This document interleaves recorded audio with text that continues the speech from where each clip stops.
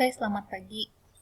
Kali ini kita akan melanjutkan materi Python kita tentang dictionaries. Apa itu dictionaries? Ya, sebelum membahas tentang definisinya, mari kita lihat bagaimana sampai terakhir kita menangani data yang bentuknya karakteristiknya seperti ini. Misalnya kita ingin menyimpan data siswa dengan nilai dan kode pelajaran, ya. Nah, pada contoh kasus tersebut, maka kita dengan struktur data yang sudah kita pelajari sampai saat ini, maka kira-kira kita akan menyimpan data tersebut dalam bentuk list yang terpisah. List yang pertama digunakan untuk menyimpan nama dari siswanya. Lalu, list yang kedua kita gunakan untuk menyimpan indeks dari nilainya. Dan list yang ketiga kita gunakan untuk menyimpan misalnya data pelajaran, ya, kode. Nah, lalu cara menyimpannya adalah setiap indeks dari list tersebut akan dikaitkan. Misalnya, indeks ke-0 atau elemen pertama dari setiap list itu menyimpan sekumpulan data yang berkaitan. Misalnya, Ana, grade-nya B, dan course-nya 2.00. Ya. Kemudian misalnya, indeks ke-1 atau elemen kedua itu adalah data yang berkaitan juga. Namanya John, siswanya, grade-nya A+, lalu course-nya 6.001. Ya, dan seterusnya. Jadi kita menggunakan list terpisah untuk menyatakan data yang sebetulnya berkaitan. Nah, dari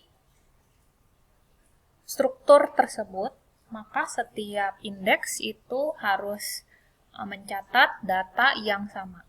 Ya, jadi tidak boleh sampai terjadi penghapusan salah satu elemen di salah satu list sehingga menyebabkan indeks yang bersesuaian menjadi tidak sinkron lagi. Misalnya, kita menghapus data A+ di sini, maka John akan berubah nilainya menjadi A, ya, dan Dennis menjadi A, Kathy menjadi kosong, gitu ya.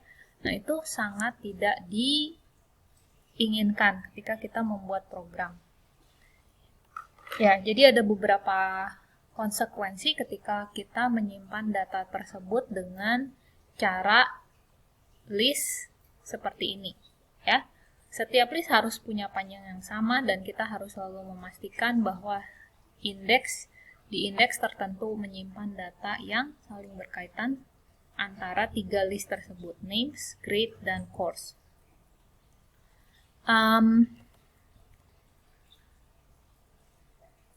Dengan cara tersebut, bagaimana cara kita mengupdate atau meretrieve info dari seorang siswa? Maka kita harus lakukan seperti ini. Misalnya kita punya sebuah function untuk mendapatkan grade dari siswa, ya. Maka di sini ada function bernama getGrade, lalu parameternya ada 4, ya. Student, ya, yang menyatakan indeks seorang siswa, lalu list 3 buah list yang masing-masing menyimpan nama, grade, dan course-nya, ya. Lalu kita akan akses namelist.index yang ke student, ya, itu diisi dengan i. Lalu kita mulai mengakses list, grade, dan course di indeks yang sama, ya. Lalu misalnya kita akan mereturn informasi dari siswa tersebut. Yang kita return misalnya adalah course dan grade-nya, ya. Nah, cara tersebut sangat kurang modular, ya. Sedikit berantakan karena tadi yang saya ceritakan. Jika terjadi perubahan di salah satu bagian atau list, maka kita harus memaintain list yang lain. Kita harus selalu mengingat bahwa indeks tertentu menyimpan data siswa yang mana. Ya. Nah, perubahan di salah satu list, maka kita harus melakukan perubahan di list yang lain. Nah, cara ini kurang elegan ya dalam programming karena kurang modular. Nah, apa yang harus kita lakukan jika memiliki problem yang karakteristiknya seperti itu? Ada cara yang lebih modular, yang lebih elegan untuk menyatakan atau menyimpan data yang karakternya seperti itu. Ya, cara tersebut dinamakan struktur dictionary. Ya, apa itu dictionary? Dengan cara dictionary, kita dapat menyimpannya dalam bentuk seperti ilustrasi sebelah kanan.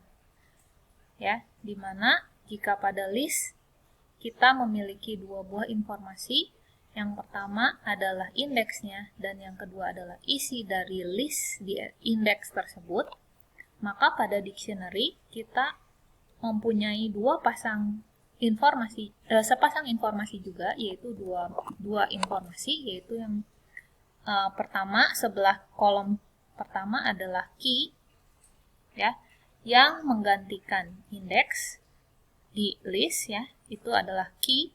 Key-nya bisa tidak hanya berupa bilangan bulat, tapi juga bisa berupa string atau karakter, ya. Dan sebelah kanannya adalah elemennya atau value-nya. Jadi mirip seperti list, hanya kolom sebelah kirinya bukan berupa indeks, tapi bisa kita kustomisasi. Misalnya dengan label. Ilustrasi atau analogi yang paling dekat dengan dictionary adalah buku telepon.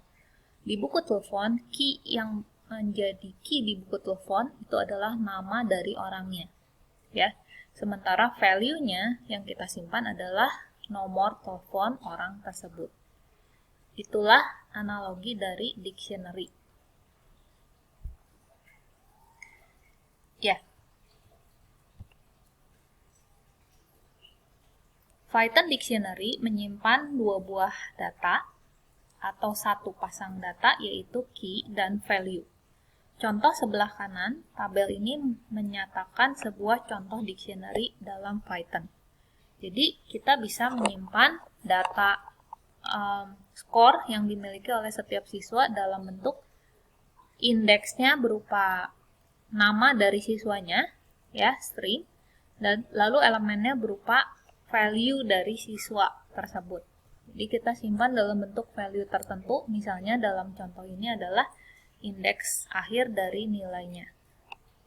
Nah, cara atau sintaks untuk menyatakan dictionary dalam Python itu dinyatakan dalam kurung kurawal, pasangan kurung kurawal seperti ini.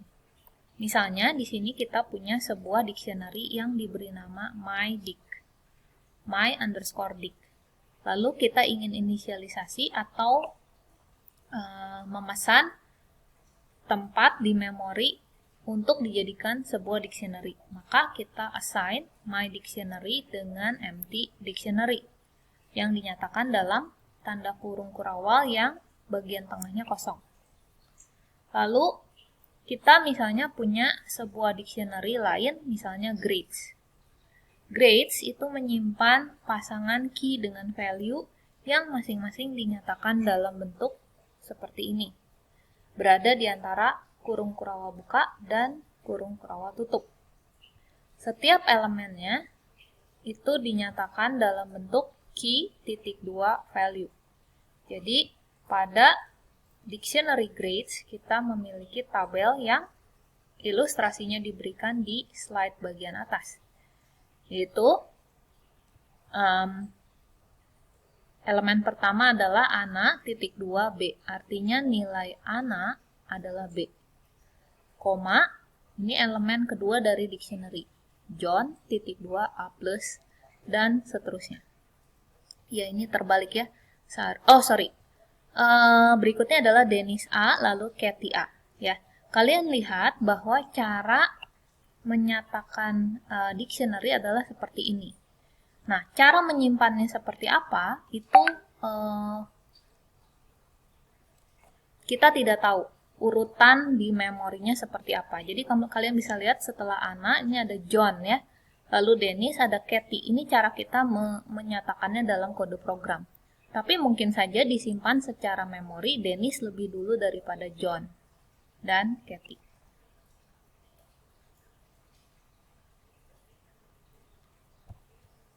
Ya. Nah, sekarang bagaimana caranya mencari sebuah key dalam dictionary. Misalnya kita punya dictionary grades seperti ini, ya. Lalu kita ingin mengakses value dari John. Maka cara mengaksesnya adalah kita sebut nama dictionary-nya grades, lalu kurung siku, nama atau indeksnya. Indeks yang ingin kita akses, elemennya adalah John. Jadi kita sebut indeksnya, dalam hal ini adalah John. Maka grades kurung siku John ini akan menghasilkan dievaluasi atau mereturn nilai A+. Bagaimana jika indeks yang kita sebut tidak ada dalam dictionary? Maka Python akan mereturn key error. Ya. Nah, untuk menambahkan entry atau elemen dalam dictionary, kita bisa lakukan misalnya setelah diinisialisasi dengan cara seperti ini, maka kita bisa tambahkan grades kurung siku, misalnya kita tambahkan indeks baru Sylvan sama dengan A+. Artinya kita menambahkan indeks baru Sylvan dengan value A. Ya. Lalu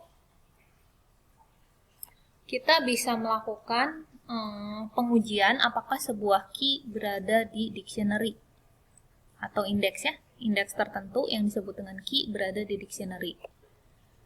Kita bisa tulis statement John in grades. Ya, ini John-nya adalah string ya, John in grades. Karena John adalah key dalam dictionary grades, maka statement John in grades akan mereturn true. Sementara jika kita menulis statement Daniels in grades, maka statement ini akan mereturn false. Karena key Daniel itu tidak ditemukan dalam dictionary grades. Bagaimana jika kita ingin menghapus entry tertentu dari grades?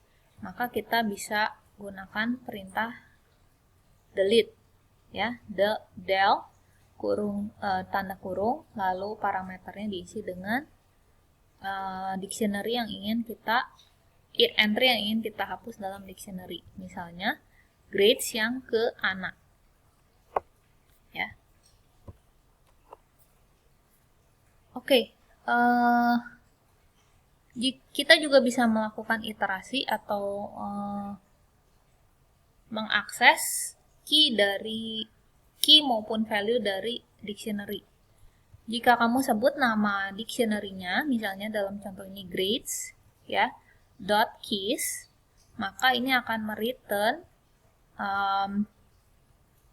list yang isinya key dari dictionary grades. Ya, key-nya di sini ada Anna, Dennis, John, Kathy. Ya, ingat bahwa dictionary kita tidak tahu cara menyimpannya di memori, sehingga dia dapat program akan mereturn secara acak. Ya, seperti ini. Begitu yang pasti key akan semua dikembalikan ketika memanggil grades.keys. Hal yang sama berlaku jika kita ingin mengakses semua values di sebuah dictionary. Kamu bisa tulis statement grades.values tanda kurung buka kurung tutup, artinya memanggil method ini values, maka akan mereturn semua value yang ada di dictionary tersebut. Ya, tentu saja secara acak. Ya, jadi tidak ada garansi dari ordernya atau urutannya tidak dijamin. Ya, ketika dikembalikan seperti apa. Itu akan random atau acak. Saya akan lanjutkan ke video berikutnya.